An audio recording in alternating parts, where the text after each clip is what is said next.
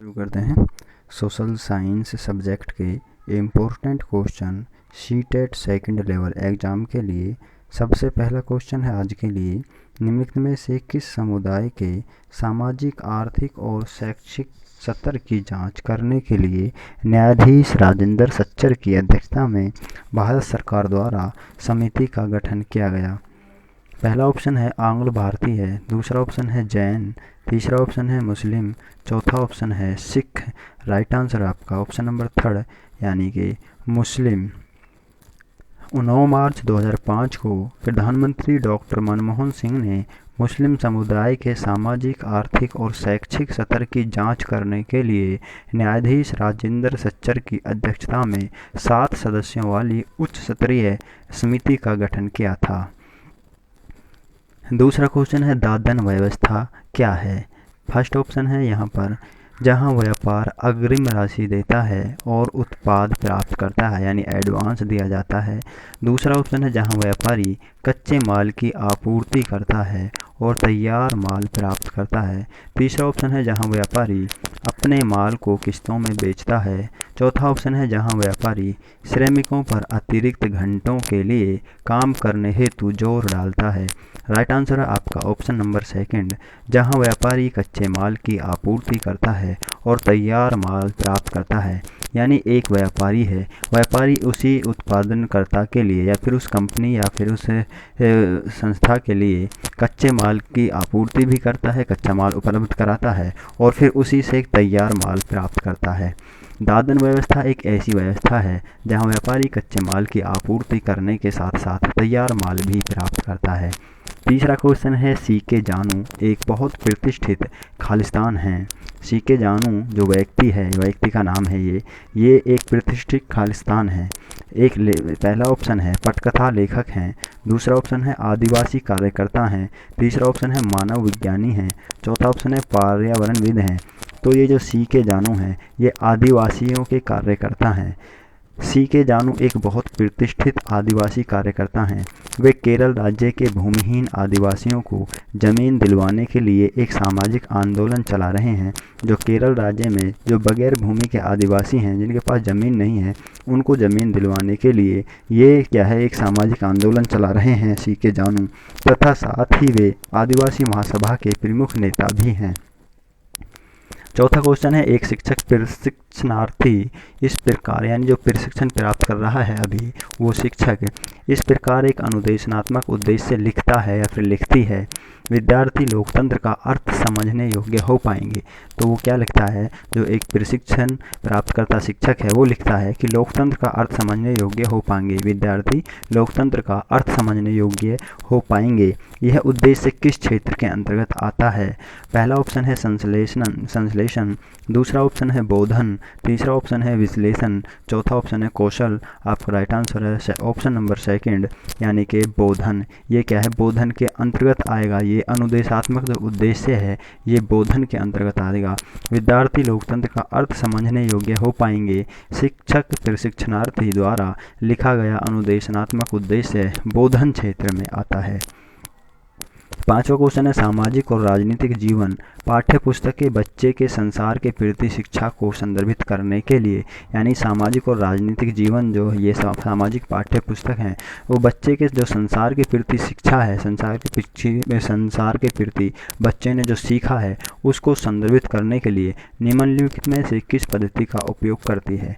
ठीक है, यानी सामाजिक और राजनीतिक जीवन की जो पाठ्य पुस्तकें हैं वो किस प्रकार से कौन सी पद्धति का उपयोग करती हैं ताकि इसका पता लगाया जा सके कि इस जो संसार के प्रति बच्चे की शिक्षा क्या है। पहला ऑप्शन है वे इस संदर्भ में किए गए अनेक सर्वेक्षणों के निष्कर्षों का उदाहरण देती हैं। दूसरा ऑप्शन है वे ध्यान भंग होने से बचाने के लिए कम तस्वीरों को सम्मिलित करती हैं। तीसरा ऑप्शन है वे चतुराई से भारतीय व्यक्तियों के सामाजिक और राजनीतिक जीवन को सम्मिश्रित करती हैं। चौथा ऑप्शन है वे ग्रामीण और शहरी उदाहरणों के सम्मिश्रण के अनेक केस अध्ययनों एवं वर्णनों का प्रयोग करती हैं। राइट आंसर आपका ऑप्शन नंबर 4 यानी कि जो सामाजिक और राजनीतिक जीवन से जुड़ी हुई जो ये पाठ्य पुस्तकें हैं ये क्या है, ये ग्रामीण क्षेत्रों और शहरी क्षेत्रों से कुछ उदाहरण लेती हैं, मिश्रित उदाहरण लेती हैं और उनको क्या है अनेक केस अध्ययनों में उनका क्या है वर्णन करती हैं अपनी पुस्तकों में ये पुस्तकें। सामाजिक तथा राजनीतिक जीवन से संबंधित पाठ्यपुस्तकें ग्रामीण और शहरी उदाहरणों के सम्मिश्रण के अनेक केस अध्ययनों एवं वर्णनों का प्रयोग करके बच्चों के संसार के प्रति शिक्षा को संदर्भित करती हैं। छठा क्वेश्चन है पुस्तक सामाजिक व राजनीतिक जीवन भाग 2। ये पुस्तक का नाम है सामाजिक और राजनीतिक जीवन भाग 2। अन्य पद्धतियों के साथ साथ निम्नलिखित में से कौन सी मूल्यांकन पद्धति का समर्थन करती है। यानी कि नीचे जो दी गई है मूल्यांकन पद्धति, इनमें से भी एक मूल्यांकन पद्धति का ये प्रयोग करती है, समर्थन करती है, और इसके साथ साथ अनेक और भी पद्धतियों का ये समर्थन करती है। तो यहाँ पर जो पद्धति दी गई है उसको बताना है। पहला ऑप्शन है सूचना प्रौद्योगिकी या कंप्यूटर द्वारा मूल्यांकन पद्धति। दूसरा ऑप्शन है लिखित परीक्षाएं पद्धति। तीसरा ऑप्शन है खुली पुस्तकों द्वारा अभ्यास हल करवाने वाली पद्धति। चौथा ऑप्शन है निजी साक्षात्कार वाली पद्धति। और राइट आंसर है आपका ऑप्शन नंबर 3 यानी खुली पुस्तकों द्वारा अभ्यास हल करवाने वाली पद्धति का ये समर्थन करती हैं। NCERT की पुस्तक सामाजिक व राजनीतिक जीवन भाग 2 खुली पुस्तक द्वारा अभ्यास हल करवाने का मूल्यांकन भी करती है, क्योंकि यह शिक्षार्थियों को उनके वातावरण से जोड़ने में भी सक्षम है। इसलिए ये इस मूल्यांकन का समर्थन करती है, क्योंकि ये शिक्षार्थियों को जो शिक्षार्थियों का वातावरण है उससे ये जोड़ती है शिक्षार्थी को उसके वातावरण से। सातवां क्वेश्चन है शिक्षा बिना बोझ के 1993 यह अनुशंसित करता है कि सामाजिक विज्ञानों में अधिगम को। पहला ऑप्शन है व्यवसायों के लिए प्रासंगिक कुशलताओं का विकास करना चाहिए, यानी सामाजिक विज्ञानों में जो अधिगम है, जो सीखना है, उसको व्यवसायों के लिए प्रासंगिक कुशलताओं का विकास करना चाहिए। दूसरा ऑप्शन है विकासात्मक मुद्दों को उद्घाटित करने के लिए ज्ञान मीमांसीय रूपरेखा का लगातार अनुपालन करना चाहिए। तीसरा ऑप्शन है महत्वपूर्ण सूचनाओं के संधारण करने में सहायता करनी चाहिए। चौथा ऑप्शन है सामाजिक राजनीतिक वास्तविकताओं का विश्लेषण करने हेतु, इसमें क्या है, जो सामाजिक विज्ञानों का जो अधिगम है उसमें सामाजिक और राजनीतिक जो वास्तविकता हैं उनका विश्लेषण करने के हेतु या करने के लिए संकल्पनाओं और योग्यताओं के विकास को बढ़ावा देना चाहिए।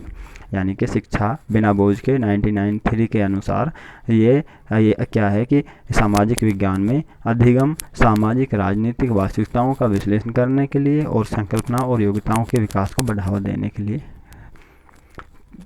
सामाजिक विज्ञानों में अधिगम को सामाजिक राजनीतिक वास्तविकताओं का विश्लेषण करने हेतु संकल्पनाओं और योग्यताओं के विकास को बढ़ावा देने को शिक्षा बिना बोझ के 1993 अनुशंसित करती है। आठवां क्वेश्चन है बाल केंद्रित शिक्षा शास्त्र क्या है। पहला ऑप्शन है बच्चों के अनुभवों, उनके विचारों और उनकी सक्रिय सहभागिता को प्राथमिकता देना।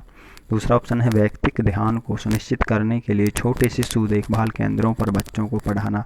बाल केंद्रित शिक्षा यहाँ पर पूछिए कि क्या है। तीसरा ऑप्शन है बच्चे की इच्छानुसार शिक्षण देना। चौथा ऑप्शन है शिक्षक बच्चों के गोल घेरे में बीच में खड़ा होकर संकल्पनाओं को स्पष्ट करता है। तो जो बाल केंद्रित शिक्षा है वो बच्चों के अनुभवों और उनके विचारों और उनकी सक्रिय सहभागिता को प्राथमिकता देना है। यह बच्चों के अनुभवों को और उनके विचार जो है वो, और जो सक्रिय सहभागिता यानी बच्चा सक्रिय रूप से सहभागी है या नहीं जो हम शिक्षण उनके लिए दे रहे हैं, तो यही बाल केंद्रित शिक्षा है। इन चीज़ों को प्राथमिकता देना। ऑप्शन नंबर 1 राइट आंसर आपका। बच्चों के अनुभवों, उनके विचारों और उनकी सक्रिय सहभागिता को प्राथमिकता देना बाल केंद्रित शिक्षा का मुख्य उद्देश्य है, जिसकी चर्चा राष्ट्रीय पाठ्यचर्या की रूपरेखा 2005 में की गई है। 9वां क्वेश्चन है सामाजिक विज्ञान में आकलन का मुख्य उद्देश्य क्या होना चाहिए। पहला ऑप्शन है यह विश्वसनीय प्रतिपुष्टि फीडबैक उपलब्ध कराना कि किस सीमा तक शैक्षिक उद्देश्यों की प्राप्ति हुई है। तो यहाँ पर आकलन का जो मुख्य उद्देश्य है वो यही होना चाहिए कि शैक्षिक जो उद्देश्य हैं उनकी प्राप्ति कितनी हुई है। ये आपका राइट आंसर है। और ऑप्शन देखते हैं, ऑप्शन नंबर 2 विद्यार्थियों द्वारा मानविकी में सफल जीवन वृत्ति को आगे बढ़ाने में संभावनाओं की भविष्यवाणी करना। तो भविष्यवाणी वगैरह ये तो बिल्कुल वैज्ञानिक जो चीज़ें हैं उनसे हटके होती है। तीसरा ऑप्शन है शिक्षार्थियों ने किस सीमा तक विषय वस्तु संबंधी ज्ञान अर्जित किया, यह है मापना। चौथा ऑप्शन है परीक्षा उत्तीर्ण करने वाले विद्यार्थियों में ज्ञान की वांछित शैक्षणिक गुणवत्ता बनाए रखना।